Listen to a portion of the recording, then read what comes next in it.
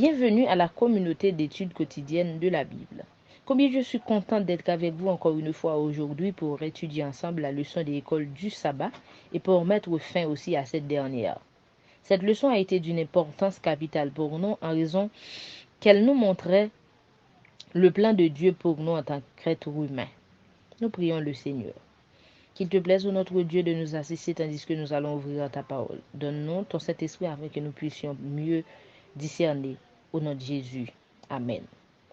Nous avons pu découvrir tout au long de cette semaine l'expérience de William Miller, autrefois un déiste, un moqueur du christianisme qui, une fois rencontré Christ, se consacrait à l'étude diligente de la Bible et a pu découvrir et trouver l'explication de la prophétie des 2300 soirs et matins. Cette prophétie qui décrivait les événements de la première venue de Jésus et expliquait aussi le rôle de Jésus dans le sanctuaire céleste en tant que notre intercesseur d'auprès de Dieu. Voyons plus clair l'expérience de cette prophétie à partir de ce tableau prophétique. La prophétie a débuté en 457 avant Jésus-Christ avec pour événement le décret d'Artaxerxès pour la reconstruction du temple de Jérusalem. De 457 à 408 avant Jésus-Christ, 49 années s'étaient écoulées. De 408 à l'an 27 après Jésus-Christ, la date où Jésus fut baptisé, 434 années fut écoulée. De l'an 27 après Jésus-Christ à l'an 31, la prophétie avait bien mentionné qu'un roi sera retranché, c'est Jésus. Ça nous donne 3 années et demie. De l'an 31 à l'an 34, l'an 34 c'est la mort d'Étienne ou lapidation d'Étienne, 3 ans et demi encore s'étaient écoulés.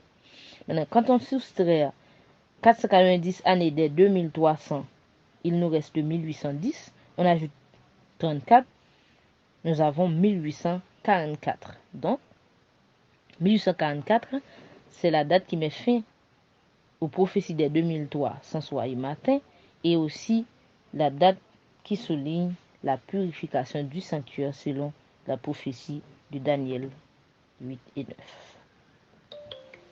En résumé, le tableau suivant concerne les prophéties des 70 semaines des 2300 jours. Les prophéties commencent en l'an 457 avant Jésus-Christ et annoncent les événements entourant le Messie, le prince qui devait être crucifié, sur lesquels repose la prophétie des 70 semaines. Sur cette base solide, la prophétie des 2300 jours se termine en 1844. Comme les premiers disciples, Miller et ses collaborateurs ne comprirent pas exactement la portée du message qu'ils proclamaient. Des erreurs en cours depuis longtemps dans l'Église les empêchaient d'arriver à une interprétation correcte d'un point important de la prophétie. C'est pourquoi, bien qu'ils fissent entendre au monde le message que Dieu leur avait confié, ils subirent une déception, ce que nous appelons le grand désappointement, selon Ellen G. White, la tragédie des siècles, page 306. Mais Dieu poursuivait ses bienveillants desseins.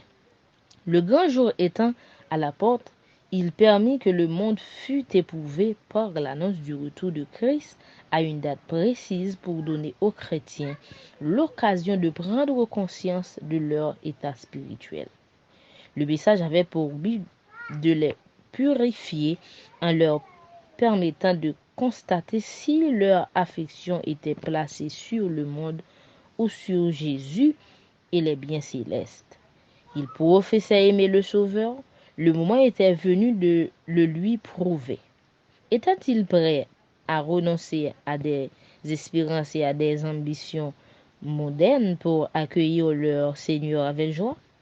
Le message mettait l'Église en mesure de se rendre compte de son état spirituel. De sa miséricorde, Dieu le lui envoyait pour l'amener à le rechercher par la repentance et l'humiliation, selon Tragédie des siècles, page 353. L'expérience de William Miller nous montre que Dieu se révèle à celui qui s'attache à lui de tout cœur. Il se laisse trouver par celui qui le cherche. Nous devons noter aussi que Dieu ne fait rien sans se révéler à nous. Il fixe un calendrier pour chaque événement de la vie chrétienne. De même, pour la première venue, il y avait la prophétie des 2300 soirs et matins. Pour nous qui vivons en ce siècle, il y a la prophétie de Daniel chapitre 2 par exemple, la prophétie des 7 églises de l'Apocalypse chapitre 3, soit la 7e église, et tant d'autres dans le livre de Daniel et d'Apocalypse doivent attirer notre attention et doivent étudier aussi avec soin parce qu'elles nous concernent, nous qui vivons à la fin des temps.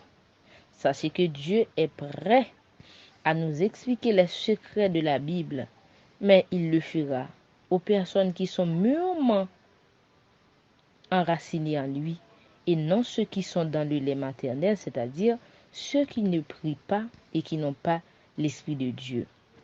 Et pour en avoir, il faut se consacrer à la prière et à la lecture de la Bible, de même que les réformateurs d'autrefois, spécifiquement William Miller, qui fut éclairé par Dieu malgré le grand désappointement qu'il a dû affronter. Mais au final, il a pu comprendre le plan de Dieu et s'engager à prêcher son évangile à ceux qui étaient dans les ténèbres. Nous vous encourageons à étudier la leçon de la semaine suivante et que Dieu nous bénisse tous. Nous prions le Seigneur.